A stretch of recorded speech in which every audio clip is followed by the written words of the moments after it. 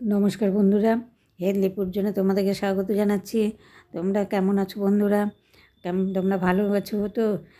ঠান্ডা পড়েছে, আমার শরীরটা অতটা ভালো নেই, ঠান্ডা লেগে গেছে, সর্দি লেগেছে, কথা বলতে অসুবিধা হচ্ছে। যাই হোক, আমি আজকে একটা তাও রেসিপি নিয়ে এসেছি, একটি ইউনিক টাইপের রেসিপি, কিন্তু হেলদিও বটে। তা আমি কি রেসিপিটা করছি, তোমরা স্কিপ না করে দেখো, আর বাড়িতে একবার অন্তত চেষ্টা করে দেখো। আশা করি বাড়ির সকলের ভালো লাগবে, উপকারীও আছে। তো আমি এটা সাবু দিয়ে করছি। তো সাবু আমি ভিজিয়ে রেখেছিলাম রাত্রে, এবার এটাই কিন্তু আমি প্রথম করছি। সাবুকে মিক্সিতে পেস্ট না করে হাতেই আমি গুঁড়ো করে নিচ্ছি, আর কি গুঁড়ো মানে চটকে নিচ্ছি, ভালো করে চটকে নেব। দানাগুলো অনেকটা একটু একটু গুঁড়ি তো থাকবেই, সেই রকম করে অবস্থায় করে নেওয়ার দেখো মেখে নিয়েছি। এবার এই মেখে নেওয়ার পর এটা যদি মিক্সিতে পেস্ট করা যায় তাহলে একটু আঠালো ভাবটা থাকে। তো আমাকে দুরকমভাবেই আমি করব, আর এক রকমও করবো পরে। তো এর মধ্যে আমি মিশিয়ে দিলাম 1.5 কাপ মতো ময়দা, আর মিশিয়ে দিলাম আমি 1/2 কাপ, 1 কাপের একটু কম সুজি। সুজি মিশিয়ে দিয়ে এর মধ্যে মিশিয়ে দেবো সাদা তেল। যে যেখান থেকেই দেখো না কেন ভিডিওটি পুরো দেখবে। পারলে লাইক শেয়ার কমেন্ট করো, ভালো লাগলে যদি মনে হয়। আর তারপরে চ্যানেলটা সাবস্ক্রাইব করে পাশে থেকো। আমি নতুন নতুন ইউনিক টাইপের এবং হেলদি, সুস্থ অসুস্থ মানুষ প্রত্যেকেরই যেন ভালো লাগে সেই টাইপের রেসিপিগুলোই আমি কিন্তু শেয়ার করতে থাকি বা করবো। আমি একটু বেশি তেল মশলা দেওয়া রান্না একটু কমই করি। তার কারণ হচ্ছে তেল মশলা কম দিয়েও রান্না কিন্তু ভালো করা যায়, তো অনেক সুন্দর সুন্দর রান্না করা যায়। তো দেখো আমি ওটাকে এবার আমি কিন্তু জল মিশাইনি এখনও, ওর মধ্যে দিয়ে আমি সুজি মিশানো ময়দাটা মেখে নিচ্ছি। ভালো করে মেখে নেব, মেখে নিয়ে আমি ঢাকা দিয়ে কিছুক্ষণের জন্য রেখে দেব। রেখে দিয়ে তারপরে কিন্তু আমি ওর পুরটা রেডি করব। পুরটা করবো আমি খুব সিম্পলভাবে করছি। তো সিম্পলভাবে করে দেখছি, যদি ভালো হয় তাহলে আবার আমি পরে অন্যভাবে করে দেখব। তো এটা হচ্ছে পুরো হেলদি, সুজিও খুব ভালো, আর মানে সাবুও খুব ভালো শরীরের জন্য, মানে পেটের জন্য বিশেষ করে। আমি 2 কাপ ছাতু নিয়ে নিলাম, একদম অরিজিনাল ছোলার ছাতু। এর মধ্যে একটু জোয়ানের গুঁড়ো দিলাম, একটু লবণ দিলাম, দেবো একটু তেল, আর দেবো ভাজা মশলা। এটা হচ্ছে ভাজা মশলা, জিরে গুঁড়ো, এগুলো আমি বাড়িতে তৈরি করে রেখেছি। এটা একটু দিলাম, একটু মশলা না দিলে ভালো লাগবে না। আর একটু চিনি মেশালাম। এইভাবে ভালো করে মিক্সড করে নেব। মিক্সড করে নিয়ে এর মধ্যে জল দিয়ে দিয়ে মাখিয়ে নেব। তো এবার আমি কড়াইয়ে একটু সর্ষের তেল দিয়ে দিলাম, একটু ভাজা মশলা দিব।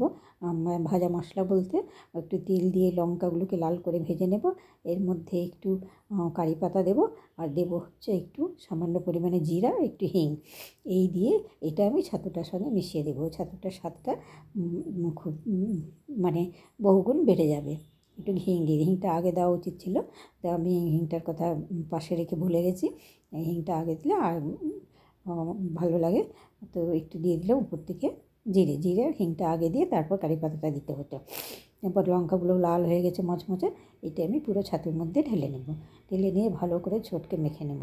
ঝালও হবে, সুন্দর ফ্লেভারও আসবে, আর স্বাদটাও খুবই সুন্দর হবে। এর মধ্যে এবার আমি জল দিয়ে ছাতুটাকে ঝরঝরা করে মেখে নেব। এটা হচ্ছে একটা পোর। তো এটাও কিন্তু মানে ভেতরে খেতে এত টেস্টি লাগবে, এটা তুমি বলে বোঝাতে পারবো না। দেখবে, তোমরা করে দেখবে বাড়িতে, এইরকম করে ছাতু দিয়ে বানিয়ে নেবে। তোমরা এমনি আটার সঙ্গেও করতে পারো, আমি সাবু দিয়ে করলাম এটা। তোমরা যদি আটা বা ময়দার মানে ডো তৈরি করো তাহলেও কিন্তু খুব সুন্দর লাগবে খেতে। আর কোনো ডাল বলো, ছোলার ডাল বলো, ঘুগনি বলো, যে কোনো কিছু দিয়ে কিন্তু খুব ভালো লাগবে। আমার ছোলার ডাল দিয়ে আমি করেছিলাম মানে খাবারটা, তো আমি এটাই দেখাচ্ছি। তো এবার আমি ময়দার আমার যে ডোটা ছিল, ডোটাকে আমি একটু, আর খুবই শক্ত হয়েছিল তার জন্য একটু হাতে জল নিয়ে নরম করে লেচি কেটে নিলাম। আমরা 3 জন মানুষ, 6টাই লেচি হয়েছে, মাপটা ভালোই ছিল। তো খুব মোটা বা খুব পাতলাও হয়নি, মাঝারি সাইজের হয়েছে। তো সাবুটা আমি পেস্ট না করার ফলে একটা অসুবিধা হচ্ছে, একটু ফেটে ফেটে যাচ্ছিলো বেলার সময়। আর যদি ওটা পেস্ট করে আঠা আঠা থাকতো তাহলে ওই ফাটা ভাবটা আসতো না। তো আমি পেস্ট করে নিয়ে ওর মধ্যে জল দেবে না, এক্সট্রা জল দেবে না। তাহলে যদি ময়দা আটা যাই মিশিয়ে করো না কেন ফেটে যাবে না বেলার সময়।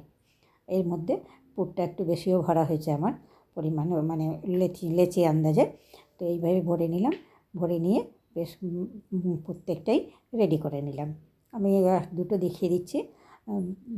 আর তোমাদের কিছু অনুরোধ রইল, যদি আমার রেসিপিটি ভালো লাগে, একটু ভালো লাগে, তাহলে তোমরা লাইক করো, শেয়ার করো, কমেন্ট করো, আর চ্যানেলটা সাবস্ক্রাইব করে পাশে থেকো। আমি নতুন নতুন ধরনের হেলদি এবং ইউনিক টাইপের রেসিপি তোমাদেরকে শেয়ার করব। আমি যে টাইপের রেসিপিগুলো শেয়ার করব সেই রেসিপিগুলো কিন্তু যে কোনো মানুষ, বাড়ির কোনো অসুস্থ, সুগার বলো, পেটের রোগী বলো, কিডনির রোগী বলো, প্রত্যেকেই খেতে পারবে। আমি এই ধরনের রেসিপিগুলোই সাধারণত শেয়ার করে থাকি, কেন আমি নিজেও ডাক্তার দেখাতে যাই, আমি ডাক্তারের কিছু কিছু নিয়ম নির্দেশ অনুযায়ী চলি। সেই সব টাইপের খাবারগুলোই আমি বাড়িতে করি, আর আমি সেগুলোই শেয়ার করি।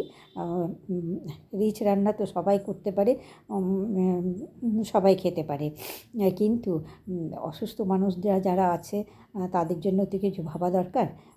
সেই কারণে আমি একটু তাদের কথা ভেবেই সেই সব ধরনের রান্নাগুলোই শেয়ার করি। অনেকগুলো মশলা দিয়ে রান্না করলে অনেকটা ভালো দেখতে ভালো হলে এটা হবে না, খাওয়াটা যেন স্বাস্থ্যকর হয় সেটাও ভাবতে হবে। সেই অনুযায়ী ভেবেই আমি আমার রান্নাগুলো যেভাবে বাড়িতে করি আমি আমার নিজেদের শরীরের জন্য সেইভাবেই আমি শেয়ার করি।